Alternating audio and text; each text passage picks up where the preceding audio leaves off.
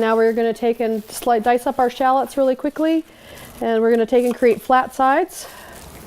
I'm going to create flat sides so it makes it easier for them to cut and they're not moving around. So now I am taking off the skin that I don't need, and it makes it easier when you have it cut. So I am dicing them. I am not going to slice them. Basically, I use my heavy knife and I just smash it, and the garlic comes right directly out of the skin. And now I can just take and just dice it up.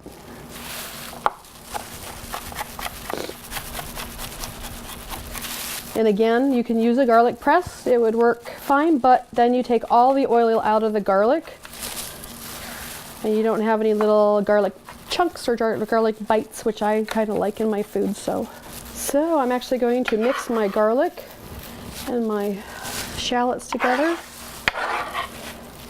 I picked tomatoes that were a little firmer today because I'm going to be cooking them, and I don't want them to burn and melt. These ends I'm not going to be using in the dish. I'm going to be throwing them in the compost. They will make some dirt a very happy family. And the reason why I'm cutting them only in half instead of in quarters is because I want the skin to hold in the moisture of the tomato. Then the tomatoes will express last and leave a nice fresh tomato flavor when they're baking.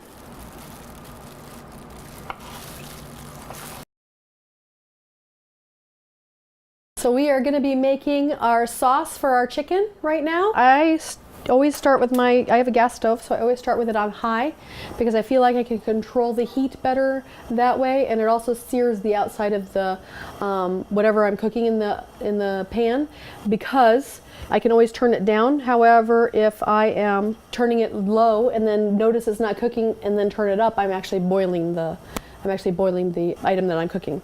So I just added some olive oil, and we are going to start with using the shallots and the garlic that we cut earlier.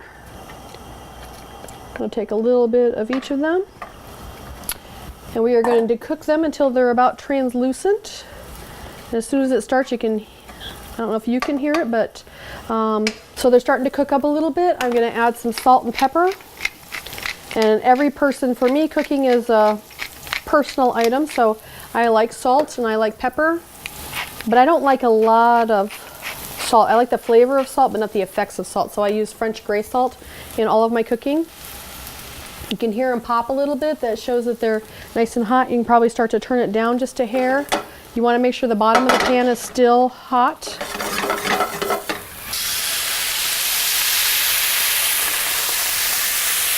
Yeah, maybe a hair more.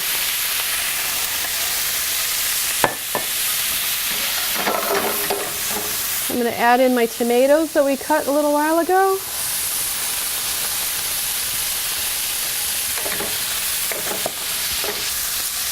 Some olives. I'm using Kalamata olives. And some cream. Shake it so that the milk fat gets mixed back inside.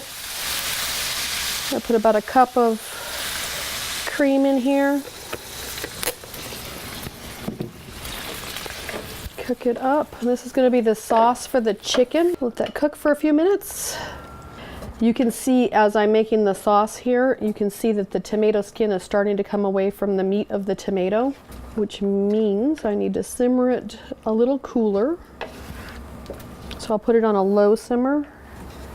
So now we are going to pan sear the chicken and then place it in the oven for a few minutes for it to finish cooking on the inside. Very simple. I use olive oil in my pan. Starting on high again. I'm going to add some salt and pepper to the bottom of the pan. And then I'll add some salt and pepper to the top of the chicken. This will actually prevent me from having to turn over the chicken to add some more salt and pepper.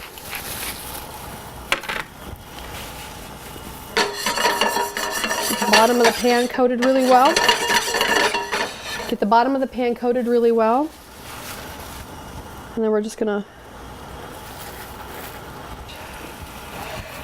there we go.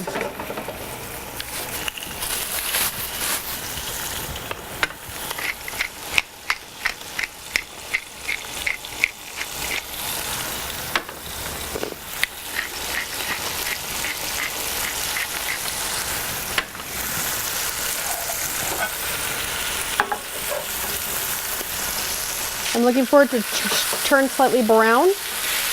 I want it to pan sear, so I want to see some browning. Not just being white, but I want it to turn brown or crispy a little bit. There, it's starting to brown. Part of the reason why you sear it like this is because, especially with chicken breast, it can dry out in the center. When you sear it on the outside, then what that does is it closes those cells, so the moisture stays inside and boils on the inside, or it cooks on the inside and stays moist. Just a hair more and we'll be ready to put it in the pan. Oh yeah, look at that, nice and brown on the outside. And that moisture is coming right back off. We're going to take whatever's left of that moisture and pour it right on the pan. So now we're going to put the seared cutlets in the oven so the inside bakes up really well. When they come out in a few minutes, we're going to be ready to put that sauce on and have ourselves a dinner.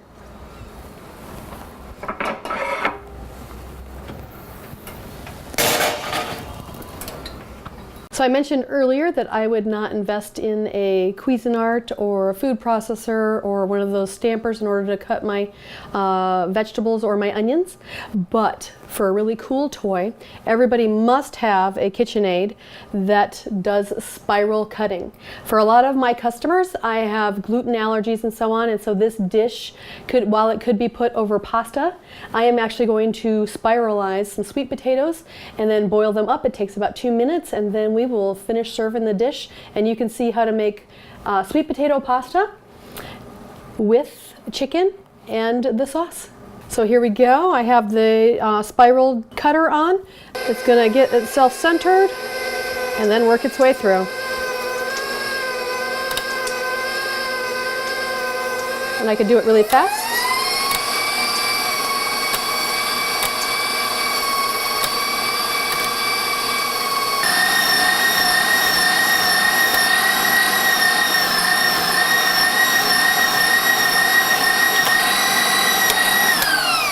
Ta-da, we have noodles. So now we're going to cook up these sweet potatoes that we just julienned in our little spiral dude on the KitchenAid.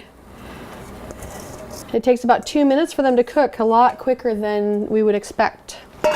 And then also too, if nobody's ever showed you this trick, if you use a wooden spoon on top of, it doesn't matter if you're doing pasta or you're doing potatoes, when they start to boil and foam up, if you use a wooden spoon on the top of it right here, it will not allow it to boil over.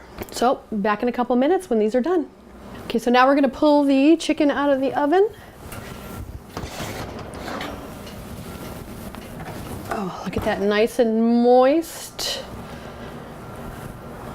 We'll set it here. Now we're going to plate this so you can see how this goes together. So you could take and instead of, like I said earlier, instead of using a pasta, we've made al dente sweet potato, and if you notice, I cooked it with the skin on it, and I keep it al dente because the less you boil it, the more nutrients stay inside of the food, and the vitamins are all inside of the skin of a potato. So we are going to take our chicken, we're going to cut it a bit, we're going to place it on our dish here. You see you have the whites together, so the really nice thing for this sauce is it has some black and some red in it. So now you are adding some more color to the dish.